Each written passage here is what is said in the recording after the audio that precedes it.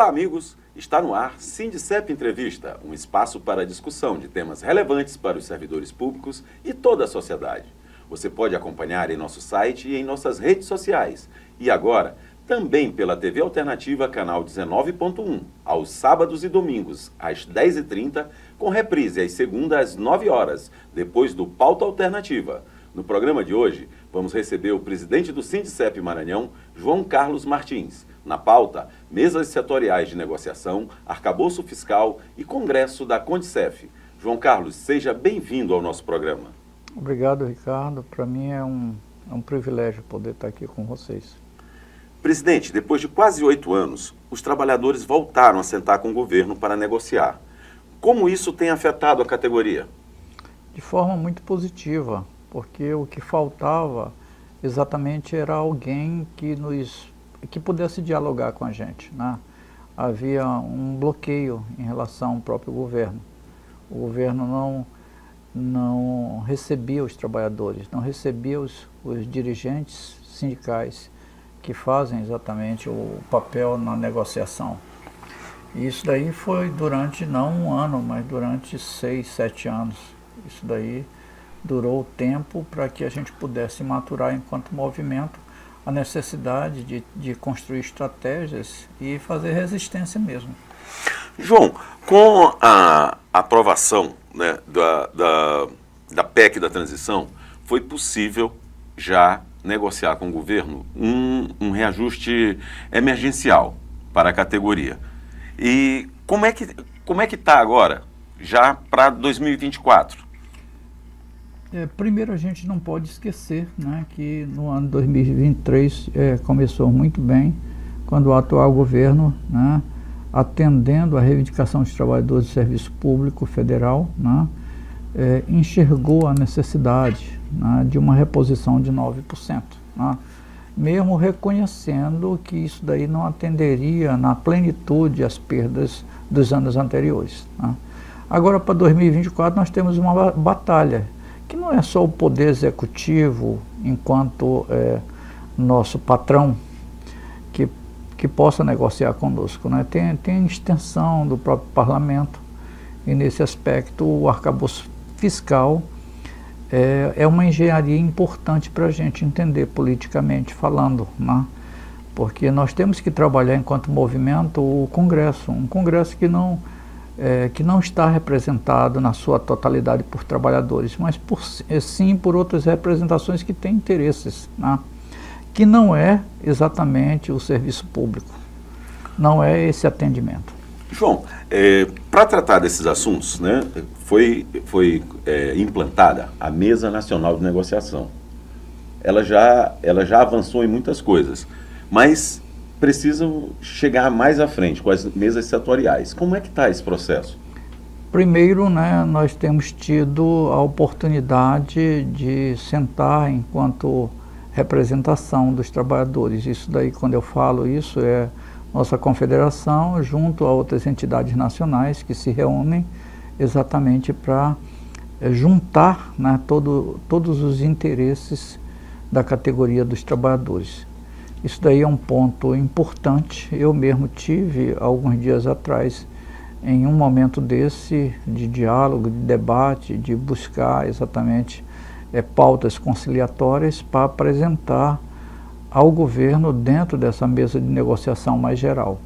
Mas dentro disso daí tem um aspecto importante, que nasce a necessidade de se ver as especificidades que tem cada um ramo do trabalho dentro do serviço público, né? Não é propriamente ramo, mas cada especificidade do serviço público. Nesse aspecto aí nós tivemos um atendimento, a princípio, né, um reconhecimento do governo de nos atender logo nesse momento com 30 mesas instaladas. São as mesas mais emergenciais para o momento, mesmo sabendo que a abrangência total vai discorrer aproximadamente 105 mesas de negociação.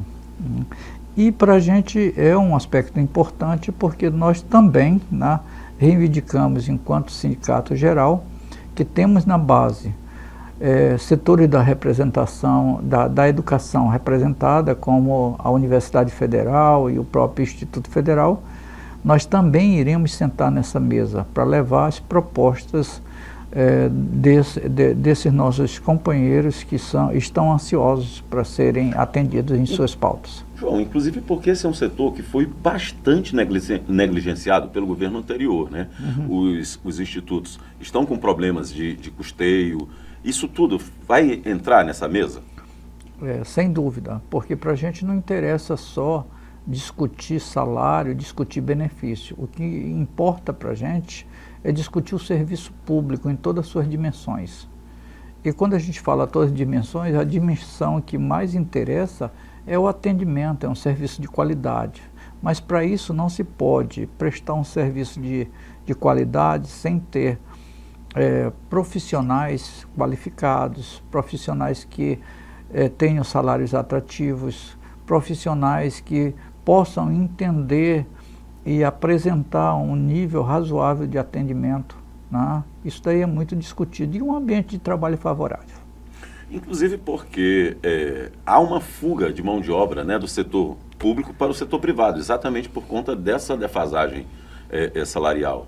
Sim, é isso mesmo, né? E além disso tem estratégias do próprio empresariado brasileiro, que se importa sim com o serviço público quando pode tirar desse serviço público benefícios. Então a fatia que é importante é a terceirização do serviço público, né? Que faz um trabalho um tanto quanto contrário àquilo que a gente pensa, né?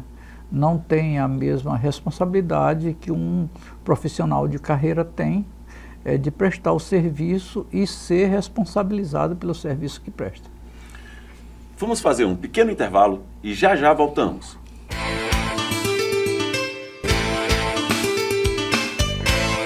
Estamos de volta com o presidente do Sindicep Maranhão, João Carlos Martins.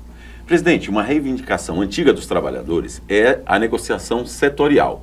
Essas mesas, como o senhor já falou, algumas já foram instaladas. Mas exatamente de que elas vão tratar? Elas vão tratar daquilo que é mais importante para o trabalhador do serviço público. Vão tratar das novas dinâmicas dentro do serviço público, principalmente a questão tecnológica, que é uma ferramenta que não se pode de maneira nenhuma deixar de atender, né, um novo momento. A questão principalmente nós temos hoje um problema muito sério, que é essa renovação de quadros, né? Estamos nos dirigindo para um serviço público defasado, né, a nível de pessoal, onde não tem exatamente renovação de quadros.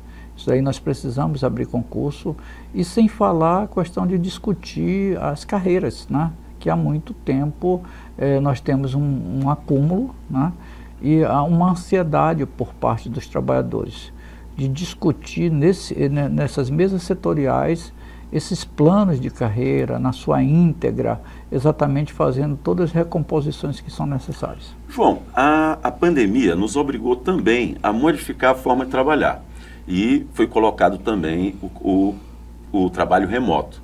Como é que isso está sendo discutido para o servidor público? Está sendo discutido com muita cautela, porque é algo que nós não podemos deixar de atender, né? O trabalho remoto é uma situação da atualidade, né? Uma situação contemporânea que nós temos que abraçar, né? Haja vista que todos os trabalhos, obviamente, também estão contidos nessa situação de trabalho remoto. E dentro do serviço público, isso já está acontecendo, né? Mas nós chamamos um alerta para isso, né? Porque tem tido instruções normativas, né, onde o governo já faz uma indicação que esse trabalho deve iniciar, porém com responsabilidade. Nós, trabalhadores, sabemos que não podemos postergar essa necessidade do trabalho remoto, mas com responsabilidade, sabendo exatamente como você vai modificar seu ambiente familiar trazendo trabalho para casa, quem vai arcar com com os custos em relação a essas despesas que a tecnologia apresenta, a sua máquina, a situação de uma boa internet, a energia que cai toda hora, sem falar nessa questão do controle da sua produção. E como controlar também o horário? Bom, isso daí, a própria instrução normativa dá conta disso, né? Não é a princípio para todo mundo, não é todo mundo que quer, né? Mas sim exatamente as necessidades que o trabalho faz. E para isso daí teria que haver editais, teria que haver exatamente as pessoas que se encaixam dentro do trabalho que é oferecido em vários locais de trabalho e as várias condições. Agora, João, me parece que, nesse sentido, o governo se antecipou. Antes de negociar de que forma seria implantado, eles já estão colocando as instruções normativas. Isso tem chance de reverter na mesa de negociação? Sempre tem, né? Porque a gente observa que há uma pressa de querer fazer. Enquanto trabalhadores, nós já temos que pensar o que vai se fazer e como vai se fazer, né? Porque, no final das contas, quem paga sempre a conta é o trabalhador do serviço público, se dá errado, principalmente, né? Então, nós dirigentes estamos discutindo em vários locais, em várias dimensões, dentro dos conselhos, como é o caso do IFMA, que eu represento, né? Inclusive revertendo de tirar de pauta para discutir com mais tranquilidade e pelo menos apresentar propostas mais confortáveis para os trabalhadores. João, a gente sabe que para negociar salário você precisa ter orçamento, né? Esse ano está fechando agora o prazo para o orçamento de 2024 e ainda não foi colocado nada referente a reajuste de servidores. O que falta? Primeiro, para nós, nós entendemos que ainda não é o momento de colocar na mesa a necessidade de reajuste, mesmo sabendo que o reajuste vai ser um ponto principal. Mas estrategicamente nós temos que discutir aquilo que possibilita a apresentação de um orçamento que contemple reajuste. Então é uma situação de pensar estrategicamente como as coisas acontecem, né? E o arcabouço fiscal é a prioridade ser discutido, porque lá no arcabouço é que nós vamos encontrar não as condições ideais, mas as condições possíveis para que se garanta o orçamento mínimo, não só para reajustar, como também garantir outros benefícios. A categoria já tem uma proposta? Tem, sim. Primeiro o acúmulo, né, de 17%. Estamos discutindo essa questão de aumento, né, e também há propostas em relação aos benefícios, que estão muito ultrapassados. Entre esses benefícios, há uma reclamação muito grande, né, da base em relação à parte de saúde. Como é que está? Isso tá sendo tratado também? Tá, até porque dentro dessa, como você coloca muito bem, a saúde ela é fundamental. Mas veja bem, no Brasil nós temos um Sistema Único de Saúde, e que é o melhor sistema do mundo, pelo menos com todas as suas dificuldades, mas ainda qualquer pessoa é atendida. E nesse aspecto a gente deixou de lado essa questão dessa discussão e partiu para outras fronteiras que eram mais interessantes naquele momento. Mas agora, com muita veemência, se coloca essa situação do plano de saúde, que ao longo do tempo não foi reajustado, e os planos eles galoparam de uma maneira que se tornou quase que insustentável para os servidores públicos, na sua maioria, fazer o acesso ou mantê-lo enquanto plano. João, está havendo também uma preparação, né, para o Congresso da Condicef. E eu queria que no próximo bloco a gente falasse sobre isso, tá bem? Vamos fazer mais um pequeno intervalo e já voltamos.